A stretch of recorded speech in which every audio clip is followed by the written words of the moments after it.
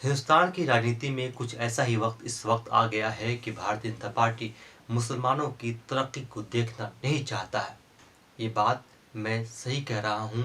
हो सकता है कि आप मेरी बात से सहमत न हो, एग्री न हो। दरअसल हम ये बात कर रहे हैं कर्नाटक में।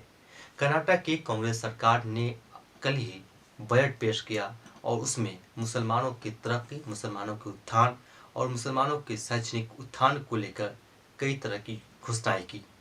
इसको लेकर बीजेपी ने विरोध किया है और उन्होंने साफ तौर पे कहा है कि कर्नाटक की कांग्रेस सरकार मुसलमानों यानी कि अल्पसंख्यकों को रुझाने के लिए इस तरह के बजट में करोड़ों करोड़ रुपए का इंतजाम कर रही है। दरअसल सिद्धारमैया सरकार यानी सिद्धारमैया जो वहाँ के मुख्यमंत्री है, उन्होंने कर्नाटक के मुसलमान लड़कियों और लड़कों को लेकर पढ़ाई से लेकर उनके सामाजिक तौर पर अच्छा बेहतर बनाने के लिए कई तरह का ऐलान किया है। उनमें शामिल है कि कर्नाटक के अंदर 100 मौलाना आज़ाद स्कूल बनाए जाएंगे जिसमें बच्चे और बच्चियां पढ़ाई करेंगे। उसके साथ ही कर्नाटक की बेंगलुरु शहर में कांग्रेस सरकार ने ऐलान किया है कि करोड़ों रुपए लगाकर हज भवन की तामीर की जाएगी, हज भवन बनाए जाएंगे। उसके अलावा यहाँ की सरकार यानी कि सिद्धारमैया की कांग्रेस सरकार ने कर्नाटक के ईसाइयों यानी कि जो माइनॉरिटी में वहाँ पर रहते हैं उनके लिए भी बड़ा ऐलान किया है।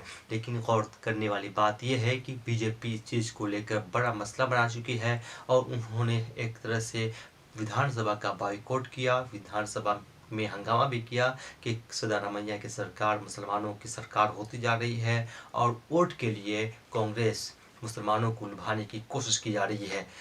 गौर करने वाली बात यह है कि जहाँ जहाँ बीजेपी सरकार है वहाँ मुसलमानों के उत्थान के लिए किसी तरह की का काम नहीं किया जाता है। वह कांग्रेस की सरकार अगर ये काम कर रही है तो उसका विरोध बीजेपी खुलकर कर रही है। हम आपको ये भी बताते चले कि उत्तर प्रदेश और आसाम में बीजेपी की सरकार है, वहाँ मदरसों पर एक तरह से पाबंदी लगा दी गई है और मदरसों को जो ग्रांट मिलता था, जो बजट में उनको पैसे दिए जाते थे, वो बिल्कुल बंद कर दिया गया है।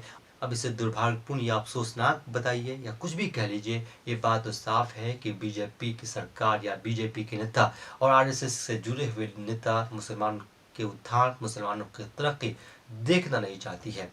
आपको क्या लगता है कि कांग्रेस सरकार ने कदम उठाया है मुसलमानों के उत्थान को लेकर? उस पर आपकी राय क्या है? और बीजेपी ने उसका विरोध किया है, इसको भी लेकर आप अपनी राय हमारे कमेंट बॉक्स में ज़रूर दीजिए।